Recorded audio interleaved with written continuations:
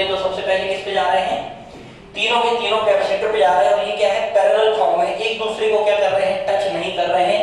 तो ये कौन सा फॉर्म हो जाएगा, पैरेलल कॉम्बिनेशन हो जाएगा या फिर क्या बोलेंगे हम इसको, समांतर क्रम हो जाएगा। यहाँ पर Q का 3 पार्ट हुआ, Q1 पे, Q2 पे और Q3 पे। Q के कितने पार्ट हो गए, टोटल 3 पार्ट हो गए, Q1, Q2 and Q3। First वाला जो कैपेसिटर है इसकी कैपेसिटी कितनी हो गई, C1। सेकंड वाले कैपेसिटर की कैपेसिटी हो गई C2। तीसरे वाले कैपेसिटर की कैपेसिटी हो गई C3। हम देखते हैं C इक्वल होता है Q upon V, C equal होता है Q अपॉन V। अब हम आते हैं तो चाहे इसका डेरिवेशन, तो इसका डेरिवेशन ऐसे ऐसे करके कोई भी सॉल्व कर देता है और हो जाती है, कोई बहुत बड़ी चीज नहीं है। हम इसकी बेसिक प्रॉपर्टी को देखते हैं कि Q जो है, Q 3 पार्टों में कैसे डिवाइड हो गया। तो सबसे पहले देखते हैं पानी, अगर इसमें हम एक पाइप लगाते हैं तो ये पानी किससे फ्लो होगा, इसी से सप्लाई होगा आगे। तो जो पानी है, पानी का कोई डिस्ट्रीब्यूशन हुआ क्या, नहीं हुआ। अगर हम इसमें देखें दो और एक्स्ट्रा पाइप लगा दे तो टोटल कितने पाइप हो गए, 3 पाइप हो गए। अब जो पानी का डिस्ट्रीब्यूशन होने वाला है वो तीनों पाइपों से होने वाला है, फर्स्ट, सेकंड एंड थर्ड। तीनों पाइपों से पानी का डिस्ट्रीब्यूशन होने वाला है। मतलब कि अगर हम इसका सिंपल 3 कॉम्बिनेशन में देखें तो एक पाइप है, एक पाइप से क्या होने वाला है, पानी का डिस्ट्रीब्यूशन होने वाला है। बट यहाँ पर कितने पाइप है, टोटल 3 पाइप। वैसे ही यहाँ पर कितने कैपेसिटर यूज करे हमने, 3 कैपेसिटर यूज किए। तो जो हमारा चार्ज था, चार्ज का कितना पार्ट में डिवाइडेशन हो गया, टोटल 3 पार्ट में डिवाइडेशन हो गया, Q1, Q2 एंड Q3। जबकि टोटल चार्ज हमारा कितना था, Q, जो कि कितना हो जाएगा, Q1 plus Q2 plus Q3। अब हम इसको देख रहे हैं। सबसे पहले तो देखते हैं यहाँ पर वापस से, अगर ये पानी की बोतल थी, इसमें कितने पाइप कनेक्ट कर दिए, 3 पाइप कनेक्ट कर दिए। तो तीनों के तीनों पाइप से ये पानी जाएगा, सप्लाई होएगा। फर्स्ट वाला पार्ट, सेकंड वाला, थर्ड वाला, तीनों से जो पानी बाहर निकलेगा वो टोटल फिर से कितना मिलेगा हमको, 1 लीटर ही पानी मिलेगा। क्योंकि 1 लीटर पानी था तो सप्लाई में कितना होगा, टोटल 1 लीटर।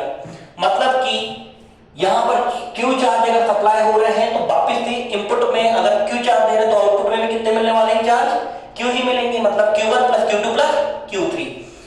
अब हम देखते हैं Q इक्वल क्या होता है, इसका क्रॉस मल्टीप्लिकेशन कर देंगे तो Q इक्वल कितना हो जाएगा, CV। Q इक्वल कितना हो गया, CV। वैल्यू पुट कर देंगे। अगर फर्स्ट वाले के लिए देखें Q1 के लिए तो कितना हो जाएगा, C1 इक्वल हो जाएगा Q अपॉन V। क्योंकि सबके बीच में जो पैरेलल फॉर्म है, पैरेलल फॉर्म के लिए इनका वोल्टेज कितना हो जाएगा, V और V। पैरेलल फॉर्म के लिए वोल्टेज में कोई चेंज नहीं आएगा क्योंकि जितनी इनके बीच की डिस्टेंस है वो क्या है, सेम। बढ़ते आगे तो यहाँ पर देखते हैं Q1 का वैल्यू के लिए क्रॉस मल्टीप्लिकेशन कर देंगे तो Q1 इक्वल कितना हो जाएगा, C1V। Q2 के लिए सॉल्व कर रहे हैं तो C2 इक्वल हो जाएगा Q2 upon V। Cross multiplication कर देंगे तो क्रॉस मल्टीप्लिकेशन Q2 इक्वल कितना हो जाएगा, C2V। एंड Q3 के लिए सॉल्व कर रहे हैं कितना हो जाएगा, C3 equal Q3 upon V। Cross multiplication कर देंगे तो Q3 इक्वल हो जाएगा C3 इंटू V। तीनों की वैल्यू जो है Q1, Q2, Q3 की वैल्यू पुट कर देते हैं इक्वेशन पे तो Q इक्वल हो जाएगा Q1 plus Q2 plus Q3, जो कि Q इक्वल कितना होता है, CV होता है। Q इक्वल कितना होता है, CV। तो यहां पर हमारे पास वैल्यू आ जाएगी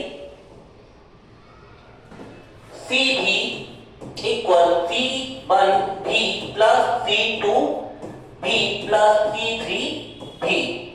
V को कॉमन निकाल लेंगे, C इंटू V इक्वल हो जाएगा, V को कॉमन निकाल लेंगे तो बचेगा C1 plus C2 plus C3। V से V कैंसिल हो जाएगा, C इक्वल हो जाएगा C1 plus C2 plus C3। Clear हुआ। ये हमारे पास कौन सा फॉर्म कॉम्बिनेशन आ गया, पैरेलल फॉर्म कॉम्बिनेशन आ गया। तो पैरेलल फॉर्म कॉम्बिनेशन के लिए हम देखते हैं, पैरेलल कॉम्बिनेशन के लिए देखते हैं कि जो टोटल कैपेसिटी है कैपेसिटर की वो कितनी हो जाती है, C1 plus C2 plus C3। अगर हमको किसी भी इलेक्ट्रॉनिक डिवाइस का कैपेसिटी को बढ़ाना है तो उसके लिए क्या करना पड़ेगा, उसके लिए हमें उसके पैरेलल फॉर्म में कैपेसिटर को लगाना पड़ेगा, जिससे कि क्या होगी, उसकी कैपेसिटी बढ़ जाएगी। अगर हम इसका डेरिवेशन देखें, मतलब न्यूमेरिकल देखें, अगर C1 जो है, C1 की जो कैपेसिटी है अगर वो कितनी हो जाए, 2 माइक्रोफैरड। C2 की कैपेसिटी कितनी हो जाए, 3 माइक्रोफैरड। और C3 की जो है वो कितनी है 4 माइक्रोफैरड और इसका कौन सा फॉर्म कॉम्बिनेशन पूछा है पैरेलल फॉर्म कॉम्बिनेशन या समांतर क्रम में संयोजन करने पर इसकी तुल्य धारिता के लिए या टोटल कैपेसिटी के लिए टोटल कैपेसिटर के लिए कैपेसिटी के लिए अगर हमको वैल्यू पूछा है तो कैसे निकालेंगे हम C इक्वल क्या हो जाता है C1 plus C2 plus C3।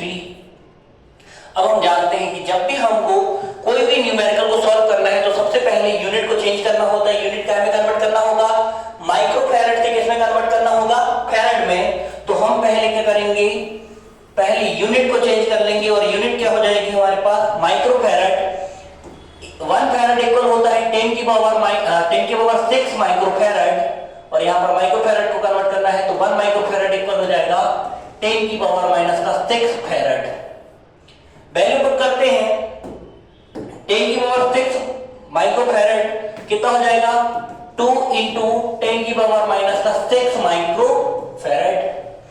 इस वाले को कन्वर्ट करिए तो कितना हो जाएगा 3 इंटू 10 की पावर -6 माइक्रोफैरड क्या में कन्वर्ट हो जाएगा -6 से मल्टीपल करने पर 10 की पावर -6 से मल्टीपल करने पर फैरड में कन्वर्ट हो जाएगा। क्लियर हुआ। थर्ड वाले में देखते हैं 4 इंटू 10 की पावर -6 फैरड। अब तीनों का पैरेलल फॉर्म कॉम्बिनेशन के लिए कैपेसिटी कितनी हो जाएगी C1 plus C2 plus C3। Value put कर लेंगे 2 इंटू 10 की पावर -6 प्लस 3 इंटू 10 की पावर -6 प्लस 4 इंटू 10 की पावर -6। यहां पर हम देख रहे हैं 10 की पावर 6 जो है वो तीनों जगह पे कॉमन है। यहां पर भी 10 की पावर 6 यहां पर भी 10 की पावर 6 यहां पर भी 10 की पावर 6। अगर इसको कॉमन ले लेते अंदर कितना बचेगा 2 प्लस 3 प्लस 4 2 प्लस 3 कितना हो जाएगा 5 5 प्लस 4 कितना हो जाएगा 9 इक्वल कितना हो जाएगा 9 इंटू 10 की पावर -6 फैरड।